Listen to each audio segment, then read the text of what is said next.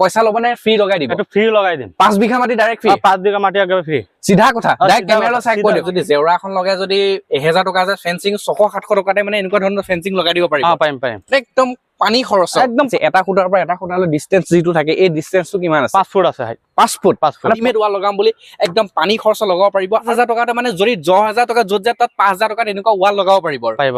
আপোনালোকে লগাব পাৰে খালি আপোনালোকে নিজৰ জেগাটো চাব মানে প্ৰপাৰ হ'ব লাগে লেভেলটো ঠিক হ'ব লাগে আৰু এনেকাটো গ্যাৰান্টি দিছে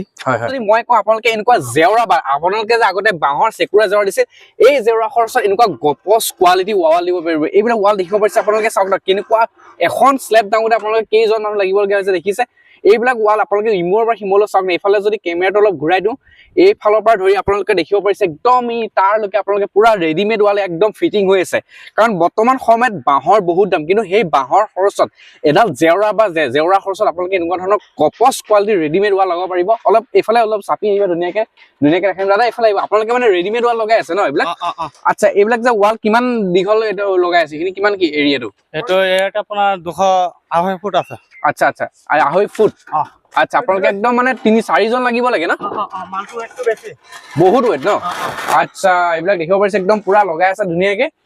বল যে এই ৱালৰ গপচ বা কোৱালিটিটো কেনেকুৱা অসমতো বহুতো ফেক্টৰী আছে কিন্তু মই আপোনাৰ তাত আহিছো যে এই কোৱালিটিটো কথা বিষয় জানিবলৈ অলপ এই ৱালৰ গপচ কোৱালিটি কেনেকুৱা কিন্তু ভাল গপচ হ'বনে ভাল গপচ এটো মালটো আছে 1.5 ইঞ্চি মাল 1.5 ইঞ্চি মাল আছে আচ্ছা আর কোটা আছে 5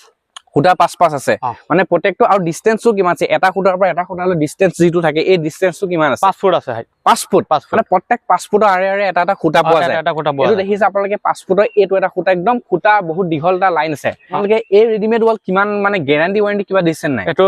গ্যাৰান্টি আছে 30 বছৰলৈকে মালিকৰ লগত গ্যাৰান্টি দিয়া আছে 30 বছৰ এটো ভিতৰটো ভাঙি যায় আকৌ ৰিটাৰ্ণ লগাই দিম এটা কথা কওক আমাৰ ঘৰত মানে কাৰোবাৰ ঘৰত যদি এতিয়া 5 বিঘা মাটি আপুনি ৱাল লগালে এই 5 বিঘা ৱাল লগাই অহাৰ পৰা 6 মাহৰ পিছত ভাঙি গল তেতিয়া আপুনি পইচা ল'বনে আকৌ নাই ফ্ৰী এই ৱালখন আপুনি লগাই থৈ আহিল 5 বিঘা মাটি কাৰোবাৰ ঘৰত লগালে অসমৰ বিভিন্ন প্ৰান্ততে লগোৱাৰ পিছত যদি এই ৱালত কিবা প্ৰব্লেম হয় ভাঙি যায় তেতিয়া আপুনি পইচা ল'বনে ফ্ৰী লগাই দিব এটো ফ্ৰী লগাই দিম 5 বিঘা মাটি ডাইৰেক্ট ফ্ৰী 5 বিঘা মাটি একেবাৰে ফ্ৰী সিধা কথা ডাইৰেক্ট কেমেৰা চাই কৈ দিও সিধা কথা নে 5 বছৰলৈকে ফ্ৰী লগাই দিম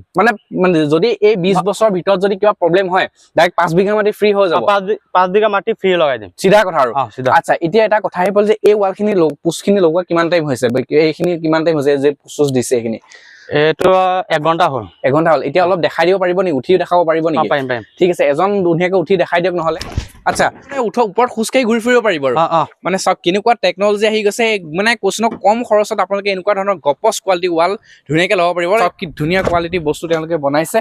আচ্ছা এতিয়া কথা আহি পল যে আমাৰ অসমৰ বিভিন্ন প্ৰান্ততে গৈ আপুনি বনাব পাৰিবনে পাৰিম এইবিলাক কাম কৰি আছে আপাৰ আসাম চবতে কাম কৰে নে চবতে কাম কৰে মানে ডিব্ৰুগড় তিনচুকীয়া যোৰহাট গোলাঘাট বুলি কথা নাই একদম শিৱসাগৰ এভৰিথিং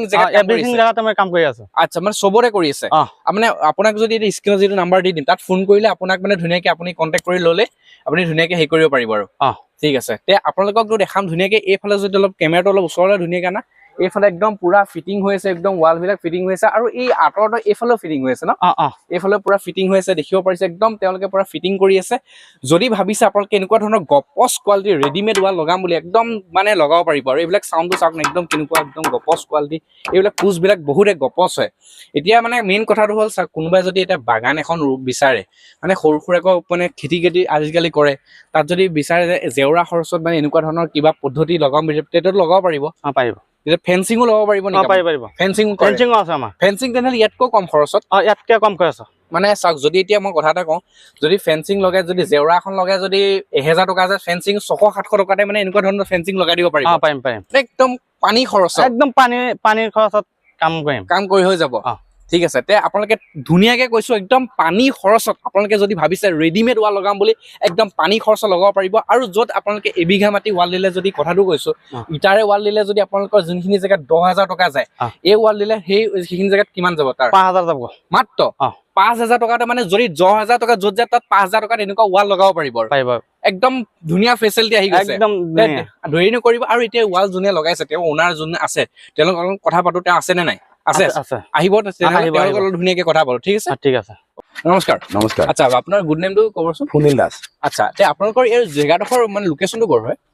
এইটো ইয়ালৈ 3 কিলোমিটাৰ। আচ্ছা, কুন্দৰাবাৰী বুলি কয়। হয়, তে এতিয়া মই যাৰ লগত কথা পাতিছো তেওঁ এই গোটেই ৱালখিনি আপোনালোকে যে দেখিব পাৰিছে একদম তাৰ পৰা তালৈ গোটেই ৱালখিনি তেওঁ লগাই আছে। দাদা আপোনালোকে যে এই কামটো কিমান দিনৰ পৰা কৰাই আছে বাৰু? মোৰ 2 দিন কৰিছে। মাত্ৰ 2 দিন। এতিয়া কথা এটা হ'ল যে ইটাৰে আগতে বহুতে ৱাল দি আছিল, বহুত দিনৰ পৰাতো আমি চবেইতো ইটাৰে ৱাল দি গাঠো, বাউণ্ডেৰী ৱাল হওক বা য'তেই নহওক, কিন্তু আপুনি যে এই নতুন পদ্ধতিটো যে ল'লে মানে কিহৰ কাৰণে ল'লে? এই মোক মানে সোনকালে লাগে আৰু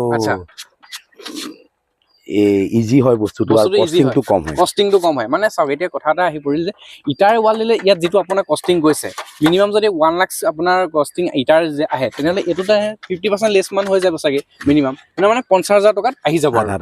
আচ্ছা, এতিয়া আপুনি যে ৱালখিনি লগাইছে মানে কেনেকুৱা পাইছে, ছেটিছফাইড হৈছে নে? 2 দিনত কৰি দিছে, মোৰ ঠিকে আছে। বাকী কোৱালিটিটো কেনেকুৱা পাইছে? কোৱালিটিটো ঠিক আছে। 30 ইয়াৰ্ছ কৈছে যে গ্যাৰান্টি দিছে। গ্যাৰান্টি দিছে, আৰু যদি মানে 30 বছৰ